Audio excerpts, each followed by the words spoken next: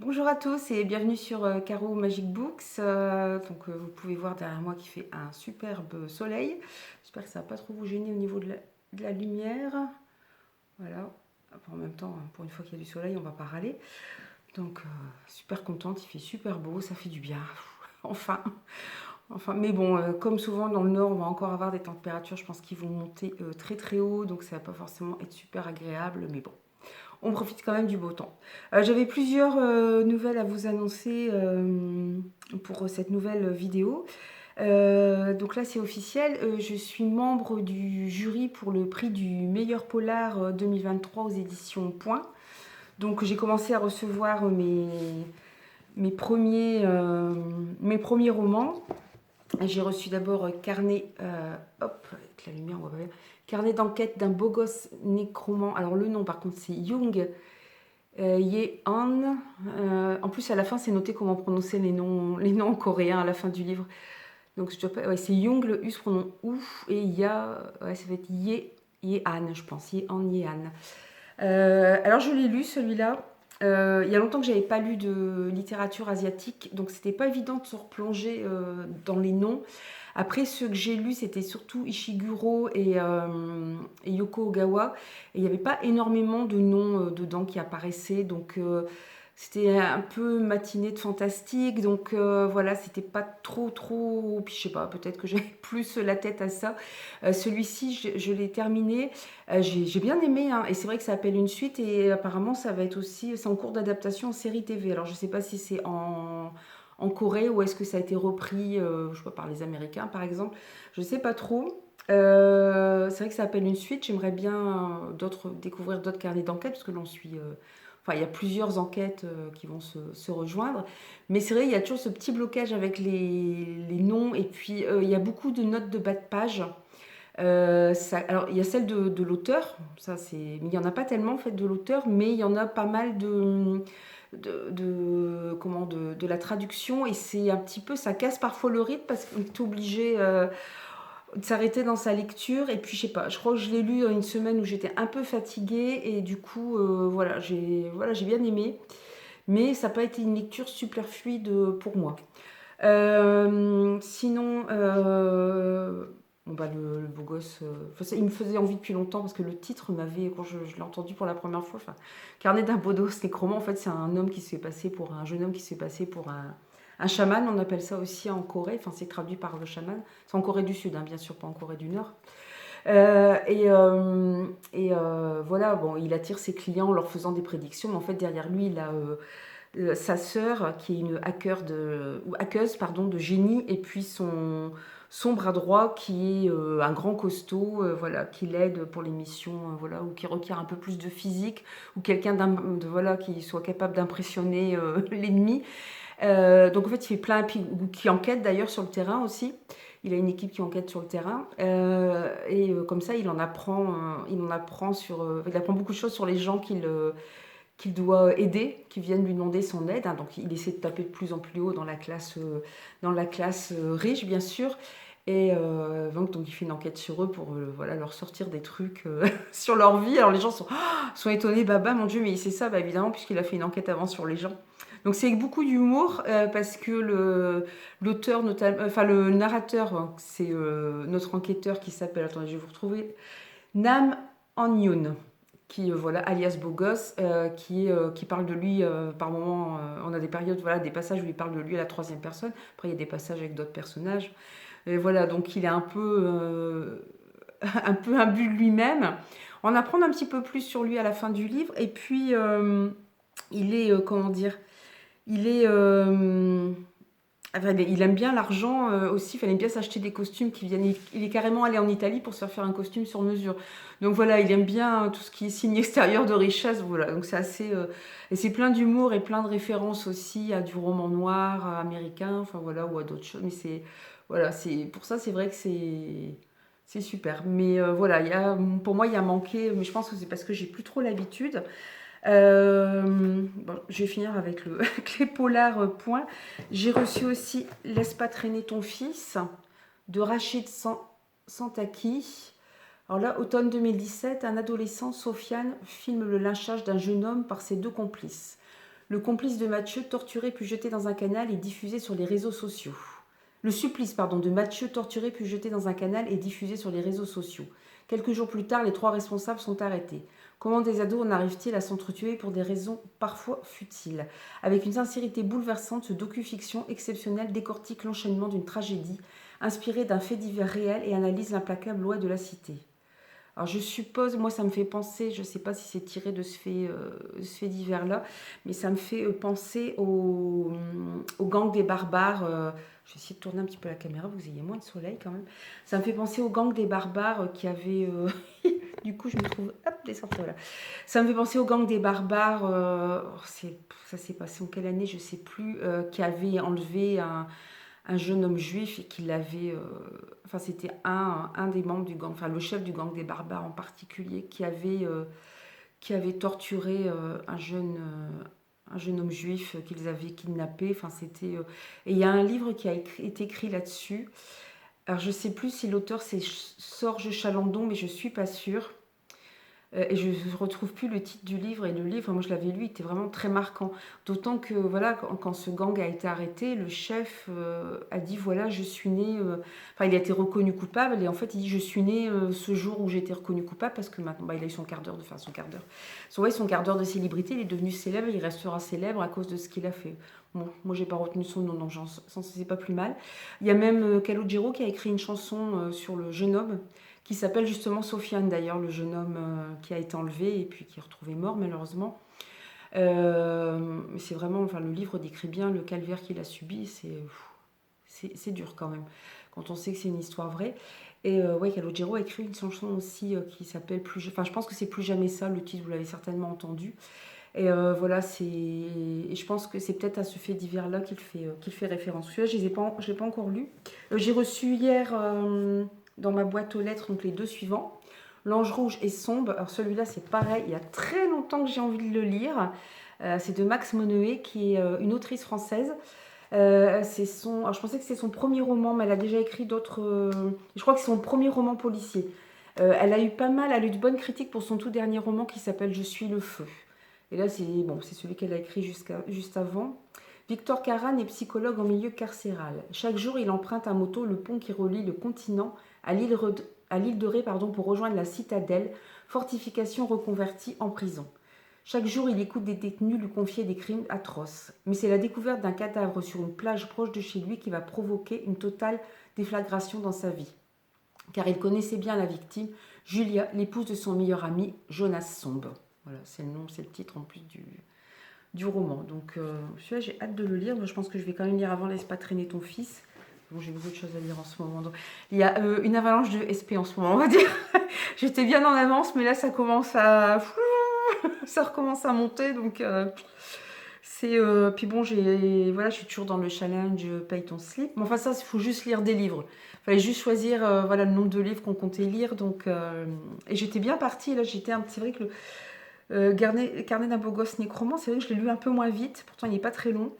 Et puis, ce qui est bien aussi, c'est qu'au bout, vous avez la liste des personnages. Donc ça permet aussi de s'y retrouver. Donc c'est pas mal fait. Et c'est vrai que ouais, je crois que j'étais un peu fatiguée la semaine dernière. J'ai eu un petit peu de mal à avancer dans mes lectures. Et puis le dernier que j'ai reçu, c'est L'Ange rouge de François Médeline. Alors là, nous sommes à Lyon à la tombée de la nuit. Un radeau macabre glisse sur les eaux noires de la Saône. Sur l'embarcation, un cadavre mutilé et crucifié dans une mise en scène baroque. Le commandant Alain Dubac et son équipe de la police criminelle sont chargés de l'enquête. Coincés entre la pression médiatique et celle de leur hiérarchie. Vibrant, charnel, ce thriller, mais j'ai du mal aujourd'hui, mené à un rythme d'enfer, explore autant les âmes blessées qu'un monde hallucinant de noirceur. Voilà, c'est pas non plus le premier roman de l'auteur. Il a écrit notamment un polar historique. Il me tente bien. Je le connaissais pas, mais quand vous lisez le résumé, évidemment, j'aime bien moi un peu les mises en scène comme ça, des tueurs qui mettent un peu en scène comme ça, et boum, adieu le livre, et qui mettent en scène comme ça des poses un petit peu macabres. Du coup, je me suis dit, parce que j'ai regardé la vidéo Lisons l'Asie.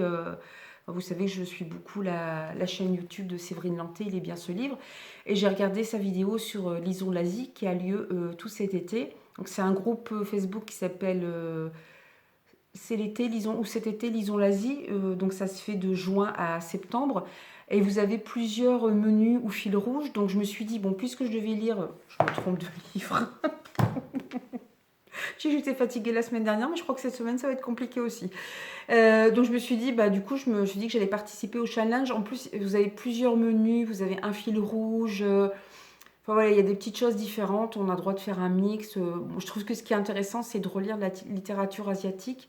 C'est vrai que moi, j'en ai pas lu depuis des années. Donc, puis bon, là, l'Asie, c'est vrai qu'on pense toujours à la Chine, la Corée, le Japon, mais il y a aussi la Turquie, il y a une partie de ouais, de l'ex-URSS, il y a une partie de l'ex-URSS. Enfin, il y a une partie de la Russie, voilà, il y a différents pays. Mais si j'y pense, j'essaierai de vous remettre le lien Facebook du groupe parce que tout est détaillé et il y a des menus fil rouge ou il y a des menus en juin, vous devez lire au moins, par exemple, un polar. En juillet, c'est tel auteur ou autrice. Donc voilà, c'est pas trop, voilà, c'est pas trop exigeant comme challenge, on va dire. Donc c'est bien, puis ça peut se coupler aussi avec le challenge paye ton slip. Du coup, comme j'avais regardé la vidéo Lisons l'Asie, je me suis laissée tenter par ces livres-là que j'ai commandés, dont on parlait voilà, sur la chaîne Twitch, il est bien ce livre. Notamment, voilà, moi j'ai 2 films d'horreur préférés parmi tous ceux que j'ai vus. C'est le projet Blair Witch. En fait, j'aime bien quand dans les films d'horreur qui me font le plus peur, qui sont le plus efficaces sur moi, c'est les films où il y a le moins d'effets spéciaux en fait. Projet Blair Witch, pour le coup, il n'y a pas d'effets spéciaux.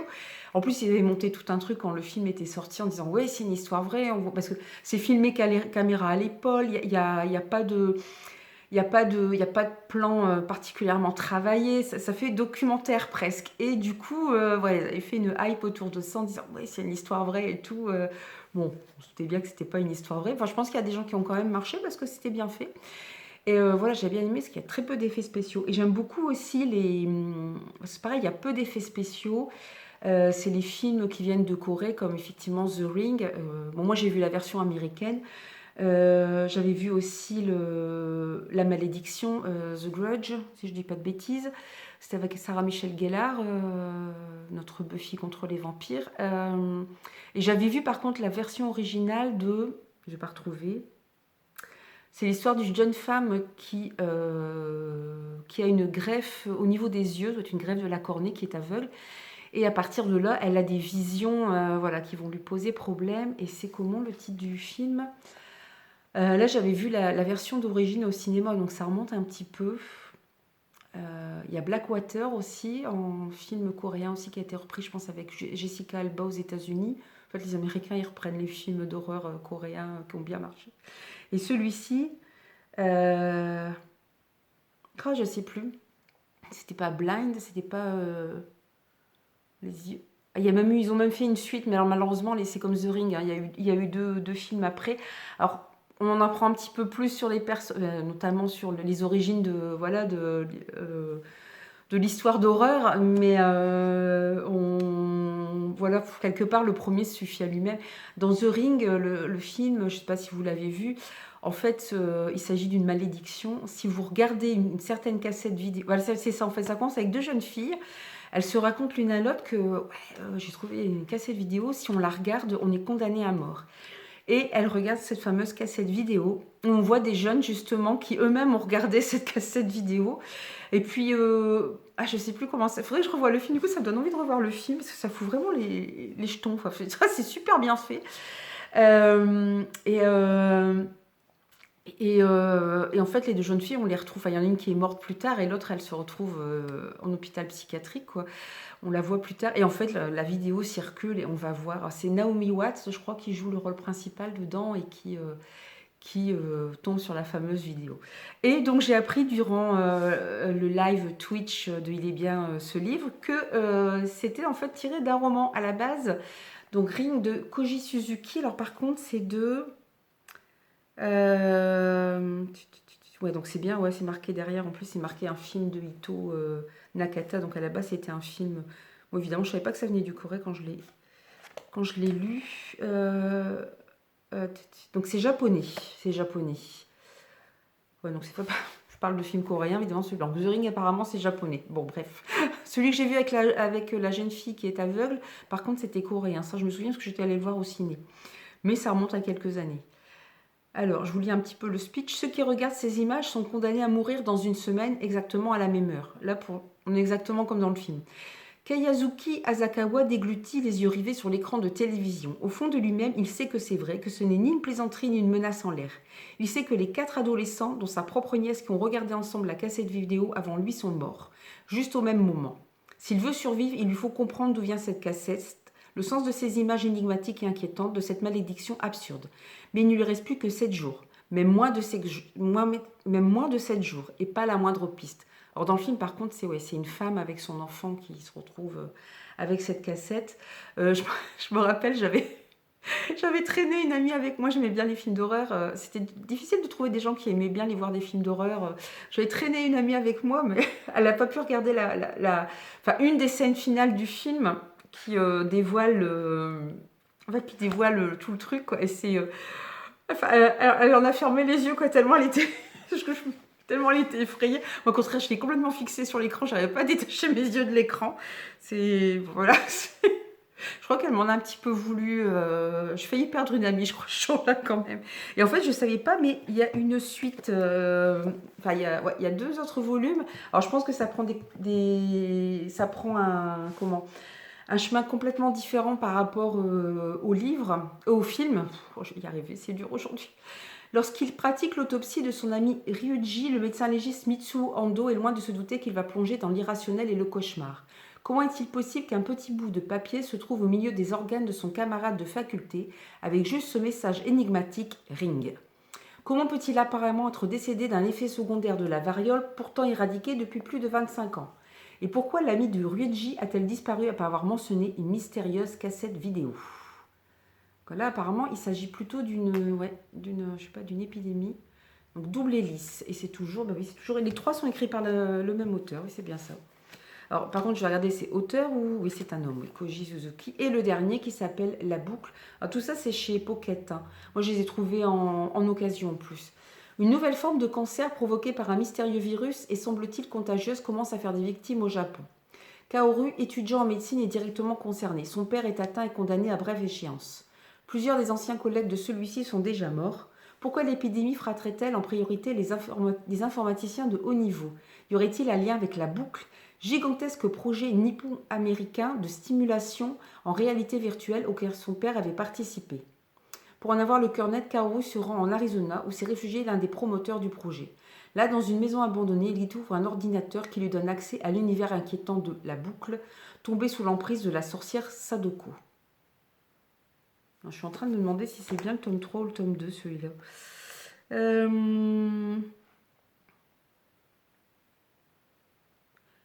Alors, l'histoire d'un... Il revient à la terreur avec une suite de rides, double hélice, oui, c'est bien ça. Couronné. Il complète la trilogie avec The Loop, La Boucle. Et il lui écrit même un prologue avec la nouvelle Birthday. Ah, ça, par contre, je n'avais pas vu la nouvelle. Adapté au cinéma sous le nom Ring Zero. Je ne l'ai pas vu non plus. Celui-là, je ne l'ai pas vu passer, celui-là. Donc, j'essaierai de les mettre dans le challenge Lisons l'Asie. Et puis, pareil, alors là, je ne vais pas vous dire de bêtises, je vais regarder, avant de vous dire si l'auteur est... Donc là, on est bien chez un auteur coréen, ça va, je ne me trompe pas. Alors, c'est la secte des suicidés. Alors, par contre, je vais être sûre que c'est une femme, voilà. C'est une autrice, c'est pas un auteur. Donc, la secte des suicidés de Yeong et... Alors, je crois que ça se prononce... je crois qu'on prononce que le O. Donc, ça fait Young et Yon, si je ne dis pas de bêtises. Donc, c'est aux éditions Matin Calme qui se sont en fait spécialisées effectivement, dans la littérature... la littérature asiatique, normalement les thrillers, le roman noir ou les romans policiers. Alors, un club le suicide carrément mortel. Il ne veut pas mourir. Enfin, si, au départ, il ne rêvait que de ça. Kim Tae-song, il avait même rejoint un club de suicide pour fuir cette vallée de larmes. Mais des forces obscures semblent n'avoir qu'une idée, l'assassiner. Et ça, ce n'est vraiment pas du jeu. Kuram Kim Tae-song ne te laisse pas abattre. Entre Scream et J'ai rencontré le diable, un polar haletant, horrifique et sacrément massacrant. Bon, à découvrir. Je trouvais que la façon dont c'était expliqué dans le live, ça donnait plus envie que la 4e de couverture, mais bon. Entre Scream, puis Scream, il y a de l'humour dans Scream en plus, et c'est pas tout à fait... J'aime beaucoup la première, la page derrière la couverture, là, cette espèce de truc glauque, là, complètement désaffecté, ou alors un bidonville, je sais pas trop. Donc c'est pareil, je vais essayer de le caser... Bon, entre juin et... J'en ai déjà lu un pour juin, je mets entre juin et septembre, j'aurais quand même réussir à caser tout ça, enfin j'espère. Sinon, j'ai reçu des éditions Pygmalion, Sous les cendres de Christopher Carlson. Donc là, on est encore dans du finaliste du prix du meilleur roman policier suédois. Je ne change pas, toujours une équipe qui gagne. Moi, bon, voilà, c'est vrai que j'ai quand même une prédilection pour ce genre. Par une froide nuit de novembre 1994, une maison est réduite en cendres. Sous les décombres, une jeune femme est retrouvée assassinée. Pour les habitants de la communauté rurale de Marbach, dans le sud de la Suède, cet événement fait date. Il y aura un avant et un après, particulièrement pour le jeune Isaac Nyqvist, dont l'oncle n'est autre que le petit ami de la victime, coupable tout trouvé qui sera rapidement condamné à la prison à vie. Vidar Jorgensen, policier débutant, est fier d'avoir contribué à la résolution de l'enquête. Mais il est loin de se douter que cette affaire le conduira au bord du désastre, 9 ans plus tard.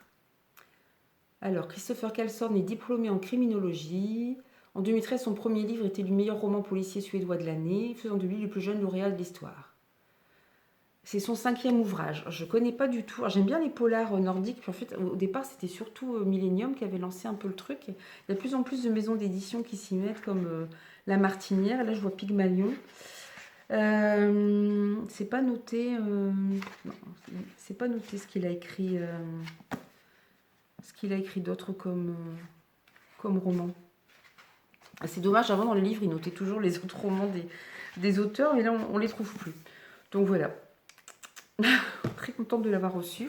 J'ai reçu aussi de la part des éditions Hugo Thriller.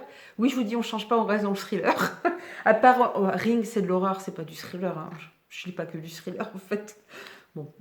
Donc c'est le cas Chakamouk. J'espère que je prononce bien. J'avoue que là je suis gâtée entre les trucs coréens, suédois et... Là c'est américain, mais ça se passe, je crois que c'est en Floride. Je vais vous lire le résumé pour pas vous dire de bêtises. Donc Roy Braverman, c'est bien un auteur. Alors par contre, c'est pas noté sur... Voilà, il y a une petite fiche, un petit communiqué de presse à chaque fois. Ça va être la vidéo, je vais manger tous mes mots, je vais mélanger tous mes mots. Hein, ça va pas. Donc il a écrit les Appalaches, l'Alaska, la Louisiane. Et... Non, je dis des bêtises. Il a écrit Hunter. Ça va être compliqué. Je vous tourne cette vidéo en début de semaine. Je ne vous dis pas la semaine que je vais avoir. En fait, il a écrit Hunter, Crow, Freeman et Manhattan Sunset. Et il a écrit sous le nom de Yann Manouk. Ça vous parlera peut-être. Moi, ça ne me dit rien du tout. Il faudrait que j'aille voir. Il a écrit aussi Passacucou. Donc je suppose que c'est quand même un auteur américain, vu que c'est noté en anglais. Ça se passe toujours aux États-Unis en plus. Donc là, on n'est jamais mieux trahi que par soi-même. Un nouveau shérif accusé de crime par sa femme et sa belle-sœur. Un ancien shérif devenu propriétaire du journal local. Un auteur à succès qui disparaît volontairement ou pas. Un autre romancier qui joue, lui, les policiers. Un vieux collecteur de dettes tenace et rusé. Une agente spécialiste du FBI très endettée. Un adjoint amoureux d'une victime même quand elle devient coupable. Et 5 millions de dollars pour lesquels on se bat, on tue et on meurt. Bienvenue à Notch Bridge, entre les lacs Passacucou et Chakamouk. D'accord, donc ça... Et son précédent livre s'appelle Passacucou, donc ça se passe au même endroit. Roy Braverman nous embarque comme à son habitude dans un nouveau thriller beaucoup moins léger qu'il n'y paraît, aussi noir que les paysages du Rhode Island, sont lumineux et servis par une langue aussi efficace qu'élégante et la mécanique implacable d'un suspense machiavélique. Ah oui, en fait, sous ses différents pseudonymes, il a déjà été récompensé en 10 ans par 23 prix des lecteurs. Il est traduit en 10 langues. Ah oui, quand même. Il faudrait que j'aille voir sous son autre nom qui est donc... voilà, je cherche déjà après. Yann Manouk. Si vous connaissez, n'hésitez pas à mettre dans les commentaires, parce que moi, ça ne me dit rien. Ils sont tous apparus, ils sont tous sortis chez Hugo Thriller. Pourtant, ses précédents romans... Il faudra que j'aille voir quand même. Alors, ça doit être marqué quand même quelque part, traduit de l'anglais ou... Non, je vois pas. Traduit de l'anglais. Est-ce que ce serait marqué Hugo Publishing, tata, du même auteur? Bah écoutez, c'est pas marqué traduit. Alors je suis pas sûre qu'il soit. Je suis pas sûre. Il a alors, après, si c'est un pseudonyme, j'allais dire son nom fait américain, mais si c'est un pseudonyme en même temps, c'est pas étonnant. Bon, c'est pas grave. Donc voilà, ça c'est une partie des. Voilà, ça ce sont les derniers livres et tout derniers livres que j'ai reçus. Donc voilà, je suis très contente cette année de participer pour la première fois à un prix. Donc je lui dis un prix du prix du meilleur polar point. Donc je suis vachement contente. Enfin, ça fait plaisir, voilà, qu'on vous contacte, on vous dise, bah, vous êtes sélectionné pour être membre du jury. Donc c'est vrai que c'est vraiment chouette et j'étais vraiment très contente d'avoir été choisie. Et puis c'est vrai qu'en plus dans le lot, on va recevoir déjà 6 livres. En plus, quand j'ai vu la liste, il y en avait 2. Donc il y avait Carnet d'un beau gosse nécromant et Sombre que je voulais lire de toute façon. En plus, je me suis dit, j'ai jamais réussi à avoir trouvé le temps de les lire. Moi, là, du coup, je vais les lire. Et je suis vraiment super contente, quoi. Je remercie en tout cas les éditions Point pour leurs premiers envois qui arrivent très rapidement d'ailleurs. Alors pour continuer dans mes derniers achats, c'est une autrice dont j'ai beaucoup entendu parler, Manon Fargeton. Je n'ai lu aucun de ses livres. Et là, j'ai vu, bon, c'est 10 jours avant la fin du monde. Je me suis dit, tiens, un posta, je vais aimer. Donc, du coup, je l'ai pris aussi. Donc, ces 2 lignes d'explosion ravagent la Terre. Nul n'en connaît l'origine, mais quand elles se rejoindront au large de notre côte atlantique, le monde sera détruit. Sur les routes encombrées de fugitifs qui tentent en vain d'échapper au cataclysme, 6 hommes et femmes sont réunis par le destin. Ensemble, ils ont 10 jours à vivre avant la fin du monde. Voilà. Le mot de l'autrice, ce qui m'intéresse dans l'idée de fin du monde, c'est le compte à rebours. Le futile n'a plus cours, les plans sur 20 ans non plus. On se ressente sur l'essentiel, sur les dernières fois. Alors par contre, je sais pas, parce que je sais qu'elle a écrit notamment pour la jeunesse. Là, c'est Paul Fiction et c'est chez Gallimard Jeunesse. C'est Paul Fiction chez Gallimard Jeunesse. Mais bon, le sujet fait pas forcément. Le sujet, il y a des postas maintenant en young adulte aussi. Mais le sujet fait pas forcément. La façon dont est écrit la 4e de couverture, ça fait pas vraiment young adulte. Bon, c'est encore. Je sais pas quand j'aurai le temps de vous lire, mais dès que je l'aurai lu, je vous ferai un retour aussi. Alors, toujours dans les derniers achats, je me suis acheté Une forêt obscure de Fabio M. Micheli. Je connaissais pas l'auteur. Faut dire que c'est vrai que pendant un moment, je voulais dire le temps, voilà, quand les enfants étaient petits, je lisais toujours, mais pour le coup, je vidais un petit peu ma palle parce que j'achetais plus de livres et je me tenais plus non plus au courant de l'actualité littéraire. Donc c'est vrai que j'ai loupé pas mal d'auteurs qui maintenant sont connus. Et voilà, j'essaie de rattraper mon retard petit à petit, mais le problème c'est que maintenant j'ai pas mal de SP aussi, donc c'est un peu compliqué. Et là, voilà, Une forêt obscure, il paraît que c'est pas mal, donc je me dis tiens, je vais le prendre aussi. Alors, je n'ai rien d'un monstre, je suis là uniquement pour nourrir l'esprit de la forêt en lui offrant la chair de la jeunesse. Daniel Singleton, alias Robert Christian Hansen, 1939-2014, Le monstre d'Anchorage. Ah, donc apparemment là, on parle d'un tueur en série qui a vraiment existé. Alors, je sais pas si c'est... je pense pas que ce soit... Ah bah si, il a un rapport avec cette histoire, en fait, Daniel Singleton. Je ne connaissais pas ce tueur en série. Malheureusement, aux États-Unis, il y en a quand même pas mal. À Montréal, Lucas diffuse sur le web les images des animaux qu'il torture, puis celles de son amant qui l'assassine à coups de pic à glace. Joie, gay. Pour enquêter sur une telle affaire, il faut un flic borderline comme Louise Beaulieu. Ah, on va avoir une femme flic, ça j'aime bien. En Alaska, super, une région pas connue, moi j'aime bien. J'aime bien quand c'est des coins comme ça, un peu désertiques en plus, où la nature règne encore en maître et joue des tours à l'homme et où on se retrouve vite isolé. Ça fait presque un huis clos, j'adore ça. Donc en Alaska, dans la petite ville de Juneau, 2 jeunes filles sont découvertes en état de choc. Pour comprendre, il faut un flic comme Carrie Callan qui va exhumer les vieux secrets et regarder le passé en face. Le point commun à ces 2 affaires, Daniel Singleton, un tueur en série. Du fond de sa cellule, il élabore le piège qui va pousser Louise à aller plus loin, toujours plus loin, jusqu'à la forêt de Tongass, là où le mensonge corrode tout, là où les pistes que suivent les 2 enquêtrices vont se rejoindre. Donc en fait, je suis pas sûre que le tueur d'Anchorage, il est vraiment existé, je sais pas, c'est marqué 1939-2014 quand même. Bah, c'est pareil, je pense que j'irai faire un petit tour sur Internet là, pour savoir s'il a vraiment existé, si l'auteur le met dans son livre ou si c'est voilà, pour ajouter un personnage ou s'il s'est basé sur quelqu'un qui a vraiment existé. Alors, on a même une critique de Gérard Collard, hein, celui qui tient la librairie La Griffe Noire, qui est spécial. Je crois que c'est lui aussi qui organise le salon du livre, le livre de poche, le Saint-Maur en poche, il me semble, qui est assez connu dans le monde du thriller, du roman policier, qui fait pas mal de critiques et qui a trouvé un talent immense. Ah oui, ce roman est librement inspiré du meurtre commis par Luca Rocco Magnotta en 2012, ainsi que des crimes de Robert Christian Hansen, qui a violé et assassiné 17 femmes entre 1971 et 1983. D'accord, donc ouais, donc c'est bien des histoires. Bon, je vais pas avoir besoin d'aller chercher sur Internet. Donc on est bien dans des histoires vraies ici. Et deux histoires vraies en plus dont l'auteur s'est servi pour écrire son roman. Donc là, c'est chez Robert Laffont, la collection La Bête Noire. Moi, je crois que je vais m'arrêter ici pour cette petite présentation de Lison l'Asie et puis voilà, de mes dernières réceptions.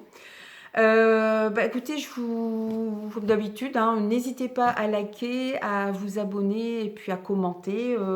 Fabio Micheli, je vois qu'il a écrit aussi un autre roman avant qui s'appelle La compassion du diable. Si vous avez lu d'autres des romans de Manon Fargeton ou voilà, même les autres romans, puisque ils sont, voilà, comme les livres que je vous ai présentés chez Point, ils sont sortis avant en grand format. Donc n'hésitez pas dans les commentaires à me dire ce que vous avez pensé de ces livres si vous les avez lus. Et puis bah, je vous dis à très bientôt, donc ce sera je pense pour un update lecture. Et puis je vous souhaite de belles aventures livresques et je vous souhaite à tous d'aller bien. Bye bye!